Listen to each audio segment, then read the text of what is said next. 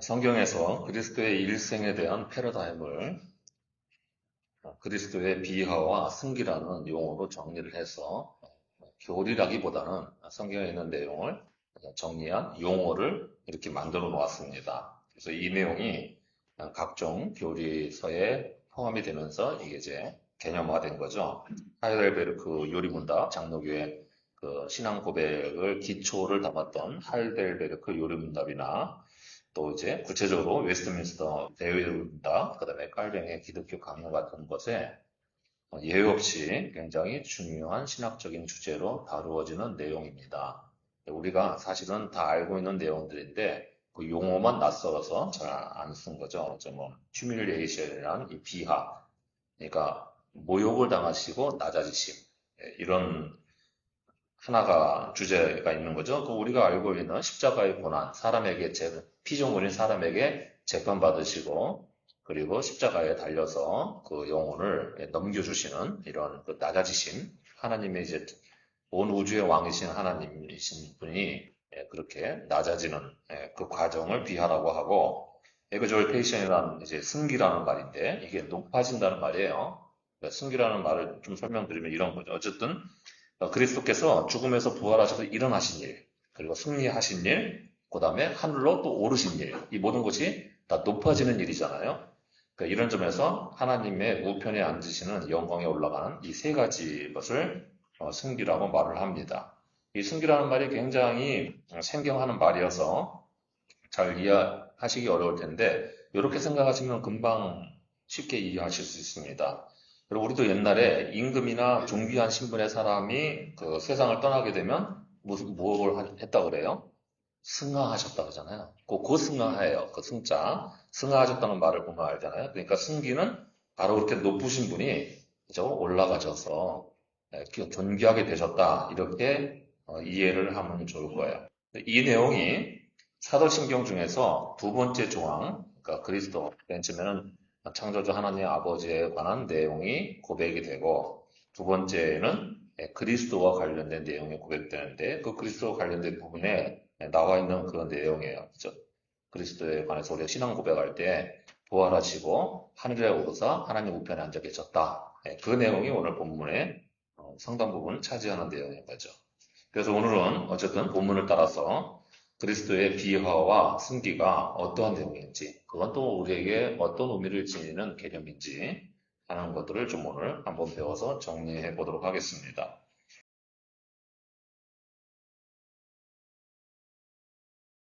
18절 보시면 그리스도께서는 우리의 죄를 위하여 의로우신 분이신데도 대신하여 죽으셨음을 들려줍니다. 이것은 죽을 형벌을 대신 받았다는 건데요. 이 대속의 속죄제에서는 단번에 한 번으로 완전히 해결되고 완성이 된 희생 제물이었던 거죠. 우리 주님이 그렇게 하신 이유는 자기가 당한 고난을 통해서 우리는 대신, 주님이 고난 받으신 대신 우리는 하나님 앞으로 그 하나님의 면전에 올려보내 주려고 하신 것이었습니다. 주님이 대신 고난을 당하셨기 때문에 우리로 하여금 하나님 앞에 이룰 수 있게 해주신 일인 거죠. 그러한 주님의 고난당하심을 바로 그리스도의 비하라고 말을 합니다. 그 창조주 하나님이자 그 아들이 그 피조된, 그죠? 완전히 만들어진 피조가 된 인간의 존재에 의해서 피조물에게 재판을 받으시는 일을 당한 거죠. 제가 이거를 그렇게 늘 설명을, 비유를 해서 말씀을 드리는데 다시 한번 쉽게 정리해보면 그렇게 이해하시면 좋겠죠. 여러분, 강아지, 요새는 고양이도 반려묘라고 기르대요. 그렇게 기르시는데, 수요조사 한번 합시다. 집에 강아지 기르시는 분.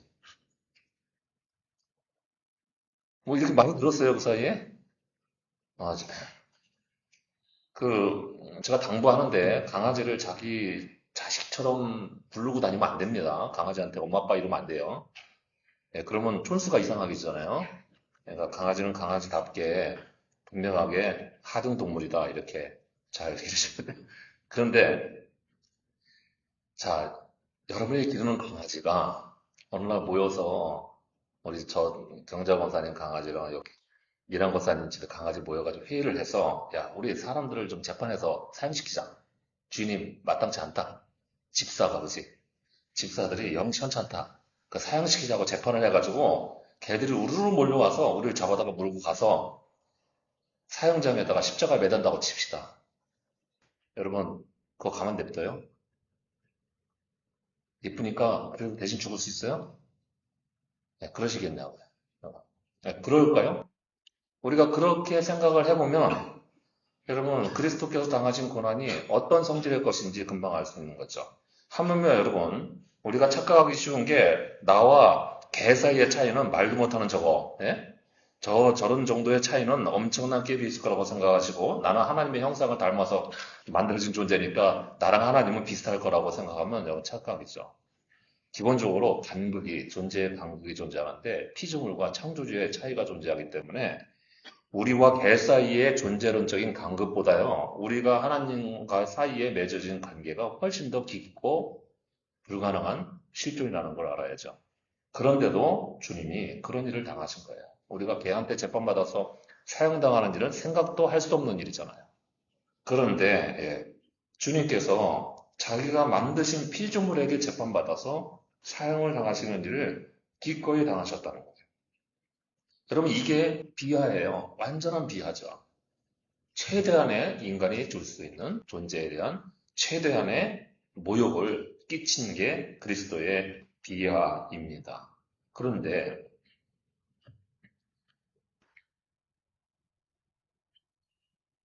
이런 비하를 당하신 이유는 바로 오늘날 그렇기 때문에 믿음 때문에 당하는 고난의 의미, 우리가 뭔가 믿음 때문에 장애를 만나거나 그다음에 문제를 많거나 하게 될 때 당하게 되는 고난의 의미를 완벽하게 다시 되새겨 주게 됩니다. 이건 우리가 그 다음 주에 더 자세히 들을 건데요. 어쨌든 그리스도의 고난은 결국에는 육체적인 죽임을 당하는 것이지만 영으로는 살리심을 받는 과정으로 가는 것이니까 우리의 고난도 궁극적으로 하나님 앞에서 살 수 있는 시간을 향해서 내달리는 것이라는 점을 일깨워 주는 거예요. 그리스도의 고난받으신 비하는 낮아지심은 우리가 고난 때문에 낮아지는 위치에 간다 할지라도 우리도 주님의 부활하심으로 하나님 앞에 이르게 만드신 것처럼 우리가 결국 그 고난 때문에 하나님의 보호자 앞에 나아갈 수 있게 되니까요. 그러니까 우리가 적어도 그 고난 때문에 좌절하거나 멸망당하는 게 아니라 그 예수 그리스도의 고난 때문에 우리는 하나님 앞에 갈 수 있는 길을 얻게 되었다는 의미가 바로 그리스도의 비하가 주는 굉장히 귀한 은혜의 의미입니다. 우리는 고난을 아무리 당해도 예수 그리스도의 고난 때문에, 비하 때문에 우리는 결국에는 하나님의 보좌 앞에 이르게 될 수 있게 된다는 거예요. 그러니 그리스도의 비하가 가져다주는 우리의 영적인 유익은 그리스도께서 우리를 위해서 비하를 당하시고 고난받으신 때문에 우리는 오히려 살 길을 얻게 됐고 그리고 하나님 앞에 인도함 받을 수 있게 되었다는 점입니다. 그리스도는 육신으로는 곧 현세적이며 썩어 없어질 존재 양식에 따라서는 죽임을 당하신 거죠. 그러나 그는 영으로는 분명하게 그에게 역사하여 부활시키는 하나님의 권능에 따라서 다시 살아나시게 되셨습니다. 그렇게 죽음을 넘어서는 부활이 있었기 때문에 우리 모두를 하나님께로 인도하실 수가 있게 된 거죠. 여기 인도하려라는 헬라 낱말은 본디 왕궁이나 법정으로 사람을 끌고 올 때 쓰는 말이에요. 그러니까 어떤 신분에 문제가 있어서 그 사람의 정당성을 입증해야 되겠다. 그럴 때라든지 아니면 그 사람이 뭔가 억울한 일을 당했을 때 그 문제를 해결하기 위해서 왕에게 호소를 하면 그를 관리가 끌고 와서 궁정의 보호자에 대동하고 들어갈 때 쓰는 말이 여기 인도하셨다는 말이에요. 그러니까 예수 그리스도께서 우리를 세상에서 당하는 고난 때문에 억울해진 사정을 익히 아시고 그리고 우리를 하나님의 보좌 앞에 그 모든 것을 갚아주실 보좌 앞으로 인도를 해주셨다는 말씀인 거예요. 심판의 보좌 앞에서 하나님의 면전에 들 수 있게 해주셨다는 거죠. 그래서 사망의 심판을 벗어나게 되고 하나님 품 안에서 모든 억울하게 당한 믿음을 지키느라고 당했던 모든 고난의 문제들을 갚아주심을 받을 수 있게 되는 것입니다. 그게 다 그리스도께서 비하를 당하신 것 때문에 가능하게 된 일이란 말이에요. 우리는 이 세상에 살면서 믿음의 길을 지키느라고 당하는 고난에 대해서 쉽게 불평하고 낙심하기도 합니다. 왜 내가 믿음 지키려고 그러는데 하나님이 나를 복 주시지 않고 왜 이렇게 고난을 당하게 하는가? 그런 어떤 인식과 개념에 대해서는 다음 주에 들은다고 그랬잖아요. 근데 어쨌든 그런 일이 생길 수 있는데 우리 믿음의 선현들은 우리와는 달리 생각했단 말입니다. 그들은 믿음을 위하여 온갖 박해와 시련과 심지어 순교의 길도 마다하지 않았던 거죠. 오늘 믿음 때문에 박해하고 고난을 당하는 그리스도인들을 위해서 베드로 사도가 이 말씀을 전해주시지만 우리나라 선교 초창기에도 얼마나 많은 그리스도인들이 박해를 받고 믿음을 지키다가 순교를 당하기도 했습니까? 나라의 사화, 그죠? 천주교 관련된 사화도 있었고요. 개인적인 순교의 일도 한두 건들이 아니잖아요. 그런데 그분들이 그렇게 할 수 있었던 것은 그렇게 당하는 고난이 결국 그리스도인들을 하나님의 얼굴 앞으로 인도해 주는 길이었다는 것을 분명한 믿음으로 지니고 있었기 때문입니다. 내가 이 고난을 당하고 비록 순교당할지라도 나는 살아서 주님의 보좌 앞에 주의 얼굴을 뵈러 갈 수 있게 될 것이라고 하는 소망과 믿음이 분명했기 때문에 그 길을 갈 수가 있었던 거죠. 더욱이 그리스도께서 바로 그런 길을 위해서 대신 고난을 받으시고 비하를 당하신 것을 기억하고 자기의 고난은 주님의 고난에 비길 수 없다는 생각과 자세까지 지니고 있었습니다. 제가 어렸을 때 어쨌든 뭐 저희 아버님이 목회를 하셨으니까 그 교회에서 이제 나이 드신 굉장히 제가 이제 꼬맹이 때 나이 드시는 할머님들이 어디 뭐 아픈데도 뭐 수술했는데 얼마 지지 않아서도 교회 나오시는 걸 보고 저희 아버지가 아직도 몸도 회복되지 않았는데 어떻게 이렇게 힘든데 교회 나오셨어요? 라고 인사를 할 때, 뭐 제가 아버지 밑에서 이렇게 쫓아다니고 있었으니까요. 근데 그 할머니들이 그렇게 말씀하시는 걸 제가 잊을 수가 없어요. 어렸을 때 굉장히 깊이 각인해서 할머니가, 아이고, 주님께서는 이보다 더한 고난도 저 때문에 당하셨는데, 제가 무슨 이걸 고난이라고 말을 해요. 예. 이러고 교회 나오시는 거예요. 꾸역꾸역 허리가 구부러진 할머니들이, 그리고 예배당에 나와서 예배 드리고, 그러는 것을 보면서, 그런 생각들을 가지고 계신 거죠. 주님의 나를 위해서 당하신 고난은 비길 수가 없는데 이걸 내가 어떻게 감히 고난이라고 말을 합니까? 고생이라고 말을 어떻게 해요? 그렇게 생각을 하시고 있었던 것을 제가 어린 마음에도 굉장히 귀하게 생각을 하고 인상 깊게 기억된 내용들이 있었던 거예요. 오늘날은 사람들이 그때와 같지 않은 것 같습니다. 얼마나 자기의 고생에만 집중하는지 신앙인들조차도 자기 문제만 골몰하고 살아가는 모습들을 굉장히 많이 보게 되죠. 굉장히 이기적이고 굉장히 자기중심적인 세태를 따라가는 모습이 배어지는 거예요. 우리 안에서도. 그렇죠? 그 거대한 세태의 흐름을 우리가 그 안에 살고 있으니 그죠? 그런 영향을 안 입을 수가 없는 거니까 그냥 자기의 문제, 자기의 관심거리, 자기의 이기적인 생각 이런 것들에 갇혀서 정말 중요한 그리스도의 고난을 바라보지는 못하고 그저 그것만 집중해서 자기 문제에만 아우성치는 이런 모습들을 보게 됩니다. 이게 여러분 사람들 간의 관계를 행복하게 만들어 주겠어요? 주님과의 관계는 온전하고 평안하게 만들어 주겠냐고요. 그렇게 자기밖에 모르는 삶을 살게 되면죠. 그러니까 모든 가치관들이 거기에 매여서 그저 거기서 어그러지면 다 휩쓸려 버리는 일들이 되니까 결코 하나님과 관계나 사람들과의 관계에 평안을 찾을 수가 없게 되는 모습들이 드러나게 되는 거죠. 좋지를 않은 거예요. 자기에게도 좋지 아니하고 주변에도 좋지 아니하고 모든 이들이 함께 다 망하는 길들을 우리가 선택하고 있지 않나 이런 생각을 해봐야 됩니다. 그래서 고난에 대한 생각을 바꾸실 필요가 있어요. 고난에 대한 인식을 좀 바꿀 일들이 그 우리 다음 주에 있는 본문들입니다. 오늘날 많은 그리스도인들은 자기가 당하는 고난이 최고의 고난이라고 말을 하면서 그걸 그냥 기준치로 정합니다. 그러니까 남이 당하는 고난은 아랑곳하지도 아니하요. 그러니까 우리가 남한테 상처를 주는 거죠. 내가 하는 말들이 상대방에게 무슨 상처를 주는지 생각지 아니하고 그냥 내 감정만 중요하게 되는 일들을 하게 되는 거잖아요. 심지어 주님의 고난도 기억하지 못하는 굉장히 이기적인 사람들로 변하게 되는 것을 보게 됩니다. 고난에 대한 인식을 정확하게 정리하지 않으면 우리는 결코 미숙한 자아를 성숙하게 바꿀 수가 없어요. 어른은 고난을 잘 견디는 게 어른이죠. 그렇죠? 그러니까 그걸 여러분 생각해보면 성숙한 사람은 그 고난을 잘 견디는 거예요. 믿음이 커질수록 고난을 견디는 강도가 커지는 거죠. 그러니까 그걸 보면 얼마나 성숙한 믿음의 사람인지도 평가해 볼 수 있는 시금석이 되지 않아요. 이게 아무리 세상에 쇠퇴하지만 믿음의 길을 걸어간다는 이들조차도 만약에 그렇게 살아간다면 여러분 그리스도의 고난과 비화가 그런 이들에게는 도무지 은혜로 다가올 수가 없게 된다는 문제가 생기죠. 주님의 고난이 내게 유익을 끼치지를 못하게 되는 거예요. 그러니 내 고난은 바로 그리스도께서 대신 받으신 고난 때문에 결국 하나님으로부터 인도함 받는 굉장히 귀한 길일 수 있다. 이렇게 생각을 잘 정리를 해주세요. 우리가 뭐 교리를 하나 배워서 익혀두려고 오늘 말씀을 듣겠어요.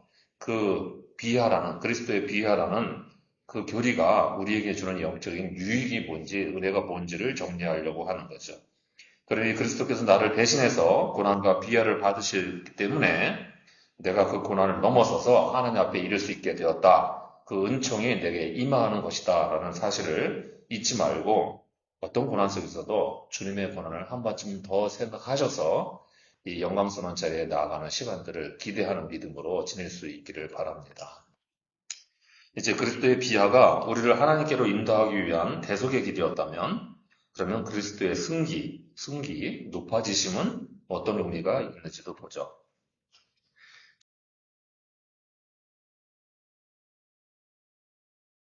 19절 보시면 흔히 성경의 난제 중 하나로 꼽히는 내용이 들려집니다. 이 19절은 굉장한 난제예요. 아무도 아직 이것을 정리를 못했고 확정된 결론을 보지를 못했던 내용입니다. 그래서 사실 이런 걸 대할 때 우리는 모르면 모른 채로 그냥 넘어가야 돼요. 이게 다 꼭 우리가 알아야 될 사항이면 성경에서 풀어주셨겠죠. 그렇죠? 구원받는 데는 문제가 없기 때문에. 그런데 여기서 들려주는 메시지는 받아야 되죠. 자, 그리스도께서 영으로 옥에 있는 영들에게 선포하셨다는 내용입니다. 이게 한글 성경으로 일견 들려지기는 어려우면 어떻게 들립니까? 이거 여러분 쉽게 생각하기는 이렇게 들려지죠? 본문 살피기 해보신 분들은 더 잘 아실 건데 그리스도께서 십자가에 달려 돌아가신 다음에 죽으신 다음에 영으로 지옥에 갔을 때에 지옥에 간 김에 거기서 복음을 선포하셨다. 이렇게 들리기가 쉽잖아요. 대부분 이렇게 들으셨죠? 어떻게 들었어요? 달리 들으셨어요? 여러분 그렇게 들려요. 그러면 여러분 그리스도께서 영으로 옥에 가신 것이 언제인지가 문제가 됩니다. 또 지옥에 있는 영들에게 선포하셨다면 그 선포가 구원을 선포하는 복음의 선포인지 아니면 내가 너희 사망의 세력을 이기고 승리했다라고 하는 승리의 선포인지 승리의 선포이면 구원의 길을 열어주시는 게 아니고 심판의 길을 여는 거죠. 그러니까 내용이 완전히 180도 달라지겠죠. 뭐 이런 문제가 있을 거고요. 또 그게 복음의 선포라면 이러면 굉장히 중요한 문제가 생기죠. 지옥에 가 있는 사람조차도 다시 구원받을 수 있는 길이 열린단 말이요? 안 되죠. 네, 이게 문제가 되잖아요. 그럼 벌써. 거기서 문제가 되는 거예요. 게다가 이런 예수님의 행위가 18절을 연결해서 읽어보면은 18절에 이미 부활하셨어요. 그러니까 죽으셨을 때 간 게 아니고 부활하신 다음에 갔다는 거예요. 그래서 영어 성경들은 대부분 부활하신 후에 갔다고 번역이 돼 있어요. 아예. 뭐 본문 살피기에 한번 다시 한번 홈페이지에 올라간 거를 여러분들이 영어로 읽으신 분들은 한번 이렇게 살펴보시면 부활하신 다음에 간 걸로 되어 있어요. 그래서 이렇게 되어 있단 말이에요. 18절에 살리심을 받으셨으니 그 후에 가셨다. 이렇게 연결된단 말이에요. 그래서 이 구절 해석들이 여전히 분분하고 또 신학적으로 교리가 잘못되기도 하기 때문에 난제로 꼽힙니다. 그런데 중요한 점은 우리가 봐야 될 거는 이런 점이에요. 무엇보다도 이 구절이 나온 당시의 배경은 유대교의 사상이란 말이죠. 사람들이 그 당시에 알고 있는 자기의 인식 개념으로 설명한 걸 거잖아요. 근데 그때는 어떤 생각이 있었냐면 메시아가 다시 오시는 재림 이전에 고전에 먼저 죽은 사람들은 어떤 옥에 갇혀 있듯이 죽음 속에 갇혀 있다는 사상이 있었어요. 생각들이. 그러니까 우리가 이게 시간적으로 맞을 수가 있죠. 지금 여러분 오늘 뭐 예배 마치고 가시다가 돌아가셨다고 합시다. 그러면 주님이 오실 때까지는 그 죽음의 상태에 머물러 있어야 될 거 아니에요. 여러분의 시간에서는. 예수님의 시간에서는 죽음의 시간이 예수님이 오시는 시간과 시간을 초월해서 만나기 때문에 정확히는 여러분은 돌아가시자마자 여러분의 영혼은 바로 주님 품에 가는 거예요. 물론 구원받으시기로 확정돼 있다면, 안 됐다면 이상한 데 가는 거고. 그러니까, 그렇게 가는 거예요. 그러는데, 우리가 볼 때는 어때요? 우리가 볼 때는 주님 오실 때까지 시간적인 거리가 있잖아요. 그러니까 그 거리가 있는 동안은 죽음의 세계에 그냥 잠정적인 상태로 붙들려 있다. 이렇게 생각을 한 거죠. 그걸 옥이라고 생각을 했단 말이에요. 그러니까 그동안에 그런 사람들에게 주님이 가서 선포를 하셨다. 뭐 이렇게 이제 자기네가 알고 있는 내용을 기반으로 해서 설명을 했던 거예요. 그 옥이 지옥을 말하는 것인지, 캐톨릭에서 말하는 것처럼 잠정적인 중간 과정이 연옥을 말하는 것인지, 아니면 이 세상의 감옥을 빗대서 말한 건지, 아니면 구약에 있는 사상인, 그죠? 스올, 거기가 있다고 말하는 것인지, 이런 것들을 우리가 정확하게 구별할 수가 없습니다. 본문에서는 특정하지 않았기 때문에요. 그리고 그 영들이라는 존재도 우리가 생각하기 쉽듯이 죽어서 지옥에 가 있는 영인지 아니면 정말 잠깐 죽어서 그 죽음의 세계에 잠정적으로 갇혀 있는 영혼을 말하는 건지 아니면 또 다른 제3의 해석으로 노아 시대 때 타락한 천사들, 그렇죠? 자기 자리를 떠난 천사들이라는 게 성경에 여러 군데 언급이 나온단 말이에요. 그런 사람들, 그런 악한 영들에 관한 얘기인지. 그리고 또 그것도 일리가 없지는 않은 게 뒷부분에 보면은 그 하늘의 천사들, 능력 있는 자들, 권세들 이런 사람, 이런 존재들을 하나님 예수님이 다스리신다는 내용이 나오기 때문에 이것도 전혀 개연성이 없다고 말할 수도 없는 거예요. 그러니까 복잡하죠.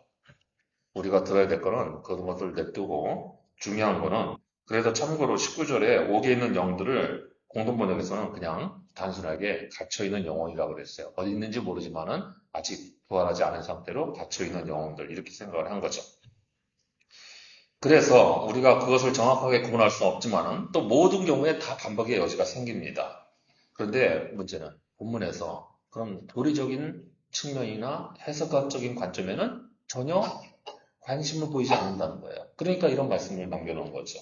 그러니까 우리도 본문의 의도를 따라서 신학적인 해석은 뒤로 남겨두고 본문이 관심을 두는 내용에 집중을 해야 됩니다. 중요한 거는 20절에서 본문이 그 옥에 있는 영들이 노아 시대에 불순종했던 일이라고 말을 분명하게 하기 때문이죠. 이거 하나는 분명한 거예요. 여기서 본문에 대한 어느 해석 입장이든 간에 공통적으로 중요하게 연결되는 내용이 있는데요. 왜냐하면 어쩔 도리 없이 죽음에 완전히 버려진 것처럼 보이는 자들에게조차도 그리스도는 복음을 전파하시고 그들에게 생명의 길을 열어주시려고 애를 쓰셨다는 점을 들려주고 있는 거예요. 여기서 이미 죽은 자들에게 복음 전파가 가능한 것이냐, 그 다음에 죽은 다음에도 구원의 기회가 주어지냐, 이런 건 본문에서는 관심의 대상이 아닌 거죠. 중요한 점은 예수 그리스도께서 어떻게든 간에 자기가 부활하신 다음에 사망 권세로부터 사람들을 살려내실 생각을 하셨다는 거예요. 그런 일들을 버려 놓으셨다는 거죠. 구원 사역을 이루려고 하셨다는 거죠. 그러니까 이 19절에서 우리가 들어야 될 중요한 메시지는 구원을 위한 복음의 전파. 그것을 주님께서 부활하신 다음에 현실화 시키려고 하셨다는 점입니다. 이것은 동시에 사망 권세에 대한 승리를 선포하시는 일인 거죠. 부활하신 것 자체가 이미 사망에 대해서 내가 너를 이겼다고 말하는 증명의 행위잖아요. 그런 승리를 선포하실 수 있는 것은 앞선 18절에서처럼 그리스도께서 사망의 세력을 이기고 부활하셨고 또 부활하신 것만이 아니라 22절에서처럼 승천을 하십니다. 승천을 하시는 이유는 하나님의 보좌의 우편에 가셔야 하기 때문이죠. 그런데 하나님 보좌 우편이 뭘 하는 자리예요? 하나님과 함께 심판의 권세를 지닌 자리인 거잖아요. 그러니까 거기에 올라간 거, 최고의 자리에 올라가게 되신 거죠. 이게 바로 18절과 또 뒤에 21절에서 이어지는 그리스도의 승기라고 하는 것입니다. 높은 자리에 올라가셨다는 거예요. 쉽게 얘기해서. 그래서 왜 거기 가신 게 중요하냐 하는 점은 그 다음에 모든 존재와 권세들을 거기서 심판하실 권세를 지니게 되시니까요. 세상의 모든 것들과 또 세상의 일들을 뒤에서 배후 조종한다고 믿는 하늘의 천상의 존재들까지 다 심판하고 다스리를 통치의 능력을 얻는 자리에 가셨기 때문입니다. 이 승기는 그야말로 이 세상의 모든 권세와 사망을 이기고 높은 자리에 계심을 말하는 건데 그분이 높은 자리에 계시기 때문에 천사나 권세들이나 능력들이 모두 다 그에게 복종하게 되는 자리에 가신 것입니다. 그 복종시키는 권세가 어느 정도인가는 바로 옥에 갇힌 영에게도 복음을 선포하실 수 있을 정도의 권세와 능력이라는 거예요. 모든 질서와 법을 뛰어넘어서 전권을 행사하실 수 있는 사람 살려내는 능력을 지니게 됐다는 거죠. 그것이 바로 뒤에서 이어지는 세례를 통해서 우리의 모든 구원을 이루시는 힘을 증명하실 거예요. 내가 정했어 이제. 저 죽을 사람들을 내가 구원하기로 작정을 했는데 세례 받으면 그러면 예수 그리스도의 내 이름으로 신앙을 믿음을 시인하고 고백하게 되면 내가 그거 하나 가지고 살려주기로 작정했어. 그러니까 따지지 마. 사탄이 옆에서 시비를 거는 거죠. 죄를 짓고 못된 짓을 저렇게 많이 하고 자기밖에 모르고 그죠? 교만해서 자기가 최고인 줄 알고 살렸던 사람들이 무슨 믿음의 사람이라고 살아날 권리를 주십니까? 말이 안 됩니다 하고 고발을 하는 거예요. 예수 그리스도께서 이렇게 말씀하는 거예요. 시끄러워. 내가 정한 법이고 내 법대로 내가 살려낼 거야 라고 말씀하셨다는 거예요. 여러분 이게 승기예요. 이런 일을 하실 수 있는 권세의 자리에 오르셨다는 거죠. 그리스도의 승기는 사망 권세에 대한 승리를 선포하신 일이기 때문에 이미 제압을 당한 거죠. 사탄과 죽음의 세력이 제압을 당했기 때문에 그들이 우리를 고발하는 것들을 다 막아낼 수 있게 됩니다. 그래서 우리가 심판대에 죄 짓는데 불구하고 믿음 하나 가지고 하늘나라 가는 거예요. 여러분 그런 생각 안 해보셨어요? 내가 만약에 그동안 저질렀던 잘못, 죄, 남과의 불편하게 지냈던 모든 시간, 여러분 이런 거 다 따져보면 우리가 하늘나라 갈 수 있을까요? 그대로 처리하면? 네, 그러겠나요? 그렇죠? 우리가 하나님 옆에서 어그러뜨리는 시간들, 이런 거 다 합산해서 모아놓으면 내가 살아날 가능성이 몇 프로 될 것 같습니까? 그런데 그거 다 지쳐놓고 믿음 하나로 그 안에 들어보면 살리심을 받게 되는 거죠. 그래서 그리스도의 승기는 오늘날 우리에게 참 위로와 소망의 근거가 됩니다. 그리스도의 부활은 우리에게 영생의 소망을 주죠. 승천은 사망에 대한 승리를 보증해 주는 일이죠. 또 하나님 우편에 앉으심은 우리도 머지않아서 그리스도와 함께 그 영광스러운 자리에 같이 앉게 되는 것을 보증하는 거죠. 그러니 오늘 본문의 말씀은 그 당시 현재 교회에 대한 제국의 박해에 대해서 그리스도인들이 그 고난을 어떻게 받아들이고 대처해야 하느냐 하는 상황에서 이 말씀을 우리도 들어야 하는 것입니다. 우리도 마찬가지 고난 앞에서 이것을 어떻게 받아들이냐 하는 문제로 들어야 되겠죠. 그리스도의 승기가 있으니 그 모든 고난을 이기는 믿음을 지닐 수 있다. 이게 그리스도의 승기를 통해서 우리에게 들려주려는 교훈의 말씀인가요? 신학적인 논의보다는 실존적인 상황에서 들어야 될 말씀인 거죠. 믿음 때문에 고난을 당하면서도 그 고난 중에 즐거워하거나 또 하나님께 영광을 돌리는 일이 여러분 가능하겠습니까? 만약 우리가 믿고 의지하는 그리스도께서 악한 세력들에게 승리를 거두어 진정한 통치자가 되셨음을 우리가 믿음으로 받아들인다면 그 일이 얼마든지 가능해지는 것입니다. 그리스도는 육체의 죽임을 당하셨기 때문에 사람들의 눈에 겉으로 보기에는 패배한 것처럼 보입니다. 그러나 그 죽음과의 싸움에서 십자가를 통해서 영적으로 승리를 하셨기 때문에 육체적인 죽음에 대해서도 부활로 승리를 하시게 된 거죠. 그리고 노아 시대에 하나님을 거역하다가 옥에 갇힌 악한 영들에게 승리를 선포하심으로써 자신이 사탄과 악한 영들을 이기신 진정한 승리자이고 모든 것에 대한 통치 주권이 있다는 것을 나타내 보이신 것입니다. 그리고 승천에서 하나님 우편에 계시면서 천사들과 권세들과 능력들, 이게 다 천상의 존재들의 이름이에요. 우리는 그런 내용들을 잘 안 해서 그러는데 이게 뭐 캐톨릭에는 이렇게 정리된 교리서에 나오는 이름들이 있단 말이에요. 그러니까 이름 자체가 그래요. 능천사, 치천사, 뭐 이렇게 지천사, 뭐 이런 식으로 이제 이름을 부르는 거예요. 그 권세들은 권천사예요. 능력은 능천사고. 그러니까 천사장의 이름들이란 말이에요. 7천사장의 이름 중에 능천사, 권천사 이렇게 있단 말이에요. 권장로님이 돌아가시면 권천사가 되는 게 아니고 권세를 잡은 천사가 천사장이 있고 능력을 행하는 천사장이 있었다 이거죠. 이 당시에 사람들이 알고 있는 천사의 이름들을 빌어서 아무리 높아도 소용없다. 다 주님의 통치 아래 들어가 있다라고 말씀하는 거예요. 그러니 우리는 믿음의 길을 방해하고 가로막는 모든 환경과 구조 뒤에 있는 영적인 세력들조차도 승리하신 그리스도의 권세와 통치 아래 있음을 확신해야 됩니다. 고난당할 때 이 믿음이 더욱더 필요합니다. 우리가 믿음 때문에 고난을 당하는 순간에도 예수 그리스도가 여전히 그 보좌에서 통치하고 계시기 때문인 거죠. 그리스도께서 이미 하나님 우편에 앉아 계셔서 악한 영적 세력들을 다 이기시고 그 세력들을 통치하고 계시는데 우리가 무엇을 두려워할 필요가 있겠냐 그 말인 거예요. 이게 그리스도의 승기가 들려주는 메시지예요. 이렇게 부활하시고 승천하셔서 하나님 우편에 앉아 계신 그리스도 예수 안에서 이루어질 최종적인 승리를 우리가 바라볼 수 있다 하는 게 이미 증거로 주님이 이루신 일이다 이 말씀인 거죠.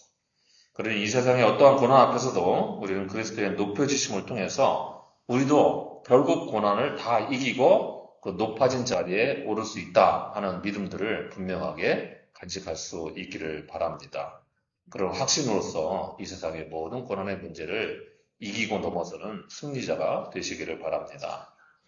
이제 그리스도의 승기가 가져오는 승리는 또 어떤 과정을 통해서 이루어지는지도 거기에 어떻게 들어갈 수 있는지 그 방법도 들려주시니 함께 들어보죠.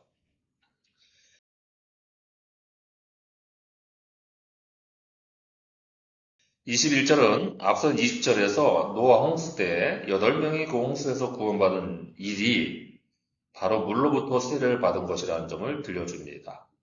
노아와 그의 가족들은 또 그들의 구원에 관한 이야기는 세례의 한 모형이다 그런 말인 거죠. 이렇게 노아 홍수를 물로서 받는 세례의 예표적 사건이라고 보는 것은 당시에 초대교회 여러 문헌들에 나오는 방식이에요. 이거를 우리가 비유 방식이라고 여러분 그래요. 오늘날은 잘 이렇게 안 쓰는 방식이죠. 근데 옛날에는 그런 방식으로밖에 설명할 줄을 몰랐던 거예요. 그런데 21절에 이 세례의 의미를 명확하게 들려주는 내용이 하나 담겨 있습니다. 그 세례란 육체의 더러운 것을 제하여 버린 것이 아니라고 합니다. 반면에 어떤 것이냐면 하나님을 향한 선한 양심의 간구라고 그러죠. 우리는 세례 이렇게 막연하게 개념화가 되어 있죠. 세례는 우리가 그동안 지었던 죄를 다 씻기는 시간입니다. 이렇게 알고 있죠. 그죠? 우리가 그렇게 보통은 알고 있단 말이에요. 근데 이게 개역 성경의 말이 되게 어렵습니다. 굉장히 어려워서 잘 이해하기가 어려운데요. 이것은 그리스도의 부활을 힘입어서 이게 하나님을 향한 선한 양심의 강구 이래버리니까 이게 굉장히 정언적이죠. 어렵잖아요. 그런데 이런 얘기인 거예요.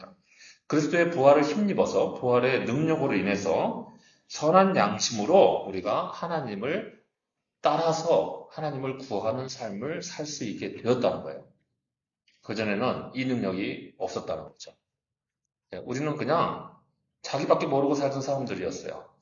근데 세례라는 연합 과정을 통해서 이제는 하나님을 위해서 살 수 있는 마음들과 능력들이 생겨나기 시작했다는 거예요. 가치관이 바뀌었다고 말인 거죠. 그런 일들을 하겠다는 거예요. 그래서 공동 번역에 이렇게 번역을 해놨어요. 깨끗한 양심으로 살겠다고 하나님 앞에 서약하는 게 세례입니다. 이렇게 설명을 해놨어요. 그러면 앞에서 육체의 더러운 것을 씻어내는 것이 아니라는 말은 왜 나왔을까요? 이거는 당시에 교회에 퍼져 있던 세례에 대한 오해를 막으려고 한 거예요. 당시 세례에 대해서 이런 오해가 있었습니다. 세례만 받으면 구원을 보증하는 주술적인 행위로 여겼던 거예요. 예. 내가 뭔 짓을 하더라도 세례만 받으면 이제 하늘나라 가는데 문제가 없으니까, 그죠? 그렇게 생각한 거죠. 그래서 육체의 더러운 것을 제하여 버림이란 말은 세례만 받으면 이 세상에서 저지른 모든 죄와 잘못들부터 다 구원받을 수 있다고 생각해서 그냥 세례만 받으면 다 끝나잖아. 일거에 청산할 수 있잖아. 하면서 세례를 받기 시작했다는 거예요. 그래서 주술적으로, 기복적으로 이 세례 의식을 이해를 했던 거죠. 근데 여러분, 우리도 이 점에서 착각이 일어나면 안 됩니다. 내가 뭔 일을 하든 어떤 상태에 있든 간에 세례만 받으면 성찬에도 참여하게 되니까 하늘나라라는 거는 따놓은 보증이야. 여러분, 그렇게 생각하면 안 된다는 거예요. 참된 세례는 구원의 길에 들어가게 되면 그때부터 선한 양심대로 살 수 있는 길이 열리게 됐더라고요. 그러니까 세례받고 내가 진짜로 구원받는지를 어디서 확인할 수 있냐면 그다음부터 내가 하나님을 위해서 나밖에 모르던 삶을 뜯어 고쳐서 하나님을 위해서 형제들에게 봉사하고 섬기고 내 기분보다 남들을 생각하고 사는 삶이 얼마나 잘 갖춰져 있나를 보면 하는 거예요. 가치관이 바뀌었는지를 보면 그 사람이 구원받을 수 있는지 아닌지를 알 수 있게 된다는 거야. 그러니까 세례 자체가 구원을 보증하는 일이 아닙니다. 세례를 받았는데도 여전히 또 가서 세상 가치관을 따라서 살게 되면 그 비결은 결국 사망의 지옥으로 행하는 것이기 때문에요. 세례 받아도 지옥 가게 된다는 거예요. 잘 구분되죠? 내면에서 하나님을 향한 선한 양심의 삶이 안 생겨났다면 세례 아무리 받아도 구원 못 받는다는 거예요. 그런데 당시 사람들은 교회에서 정하는 그 세례만 받으면 구원받았다고 확신을 해버린 거죠. 여기서 착각이 생긴 거예요. 오해가 생기고요. 그래서 세례의 참된 의미는 그 의식 자체로 구원을 보증하는 것이 아니고 그건 일종의 그냥 폼이에요. 하나의 형태인 거죠. 근데 폼이 우리를 구원하는 건 아니죠. 안에 있는 담긴 미닝이 우리를 구원하는 거예요. 의미가. 그렇죠? 내용물이. 그렇죠? 여기 여러분 한약을 여기다가 아주 맛있는 거 목사님은 여름에 고생하시는데 이거 한 첩 드시고 해가지고 이렇게 잘 다려가지고 가져왔어요.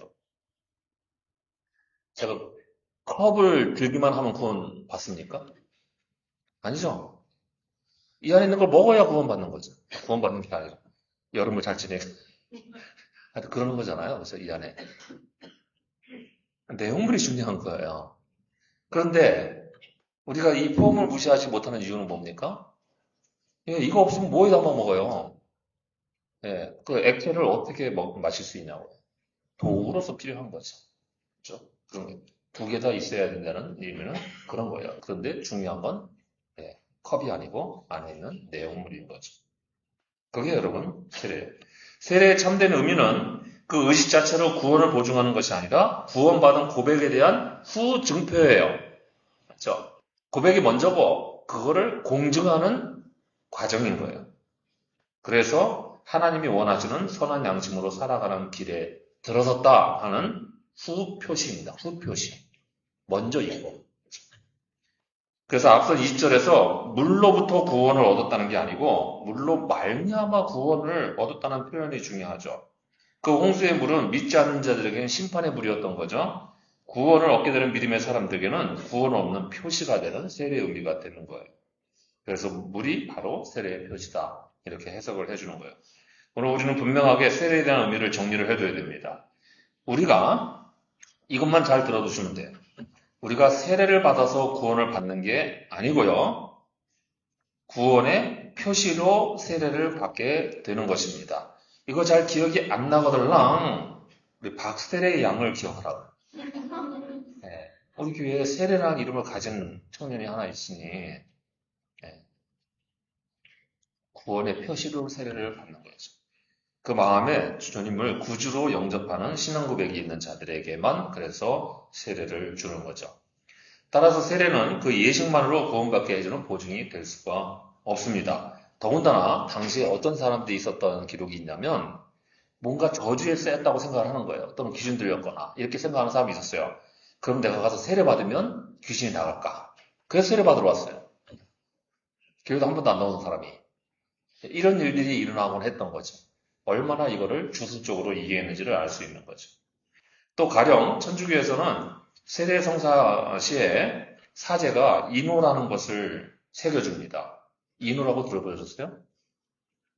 태도교에서는 세례 받을 때 사제가 세례 집전하는 사제가 그 사람의 이마에다가 십자가로 성호를 그어서 한번 꼭 눌러줍니다. 그게 새겨지면 구원받는다는 거예요. 근데 이제 사제가 하다가 기분이 나빴어. 얘가 기분 나쁘게 하는 나를 기분 나쁘게 하네. 세례는 집전했는데 인호를 안 새겨요. 그리고 십자가를 새긴 다음에 꼭 안 눌러요. 그럼 날아가는 거는. 세례가 날아가요. 임박히지 않아서.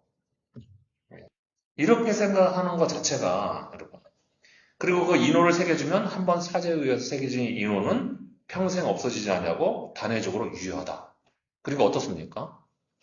사제에게 인후만 받으면 뭔 짓을 하든 하려고 간다는 거 아니에요. 그러니 캐톨릭에서 사제의 권위가 얼마나 높아지겠어요. 그죠? 제가 가끔 부럽다고요. 절대로 하면 안 되는 생각인데도. 그래서 그런다고요. 여러분 이게 주술적으로 오해가 되기 쉽잖아요. 원래 캐톨릭에서도 그렇게 가르치려고 하는 건 아닐 거잖아요. 그런데 사람들이 느끼기에는 눈에 보이는 인호가 있으니까. 나 인호 받았는데 그렇게 생각하면 주술적으로 생각하기가 쉽단 말입니다. 그런 게 아니라 세례의 참된 의미는 그리스도와의 부활에 연합하는 거기 때문에 죄사함을 받을 뿐만 아니라 깨끗해져서 죄를 짓지 않을 가능성을 얻게 된 거예요. 여러분 세례 받으신 다음에 여러분들이 잘 아시잖아요. 여러분 세례 받고 죄 한 번도 안 지으셨어요? 그죠? 찬양 팀원들 죄 지은 상태에서 찬양하면 큰일 나는 거 아시죠? 예? 그런데 세례 받은 다음에 죄 한 번도 안 지었어요? 남편하고 부부싸움 한 번도 안 했어요? 여기 앞에 계신 분들? 예? 뭘 끄덕끄덕 하면 안 했다는 거예요? 했다는 거예요? 가영 집사님. 했어요? 안 했어요? 어,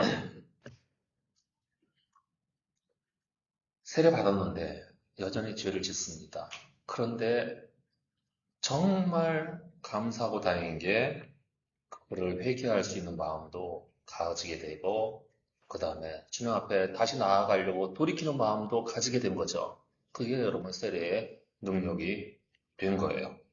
세례를 받아도 여전히 죄를 짓지만 그래도 한편에서 선한 마음으로 돌이키려고 하는 마음들이 갖춰지게 되고 하나님을 향한 우리의 간구들이 남아있게 됐기 때문에 멸망하지 않는 것입니다. 그게 세례의 의미예요.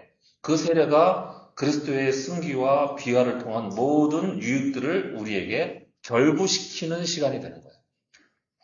우리가 그 세례를 통해서 그리스도의 비화가 주는 유익, 승기가 가져오는 승리를 우리가 맛보고 동참할 수 있게 됐기 때문에 오늘 갑자기 그리스도의 비화와 승기라는 어려운 얘기를 하시다가 세례 이야기를 붙이는 거예요.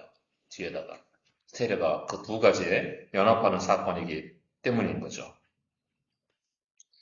여러분 잘 생각해 보세요. 제가 전에 한번 소개를 해드렸었는데 기억 안 나신 분 다시 한번 기억해 보세요. 제가 군에 있을 때 이하 부대에서 사고 나서 막 죽어가는 병사가 군목을 찾는다는 소식을 듣고 제가 이제 부대에 향했는데 중간에 급해서 가는 바람에 암구호를 모르고 보통 제가 말씀드렸잖아요.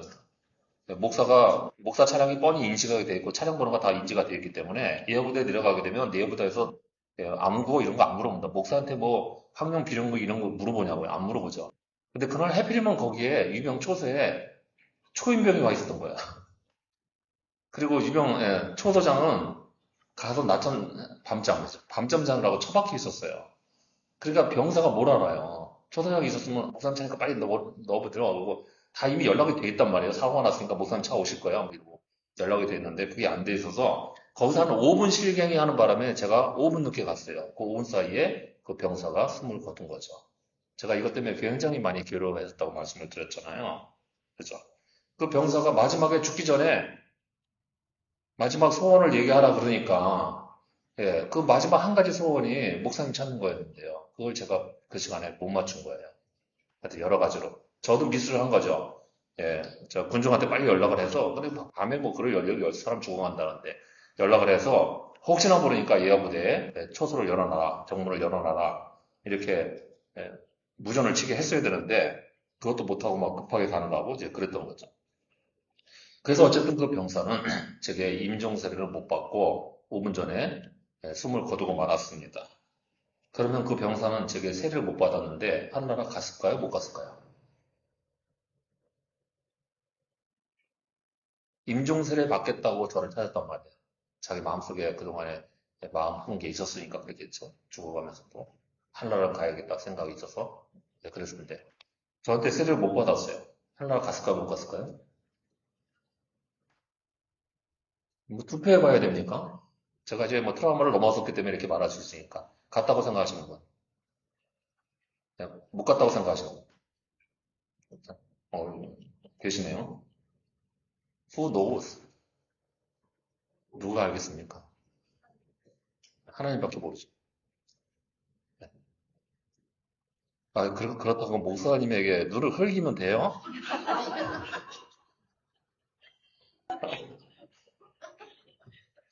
어, 모르죠. 이제 우리가 일반 원리를 생각하는 거예요.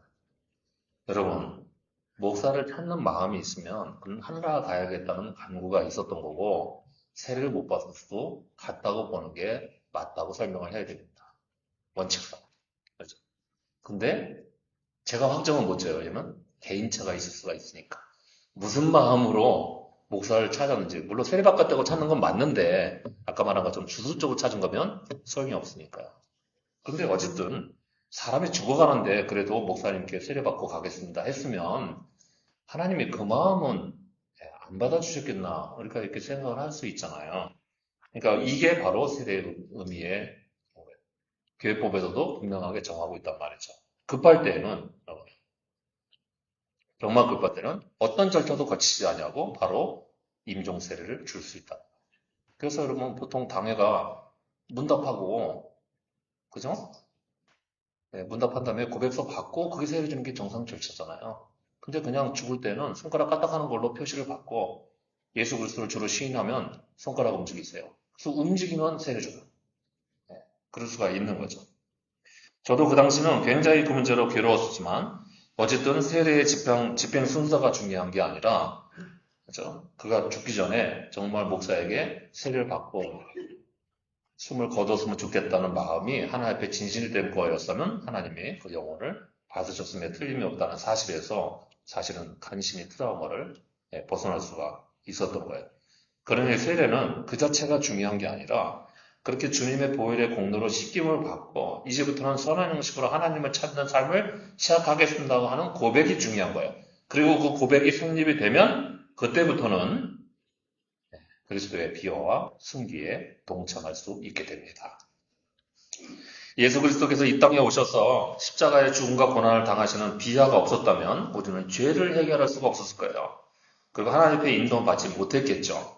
그리고 그리스도께서 사망 권세를 이기시며 부활하시고 하늘에 오셔서 하나님 우편에 앉아 계시지 않는 그죠? 그런 승기가 없었다고 한다면 우리는 사망 권세에 사로잡혀서 헤어나지 못했을 겁니다.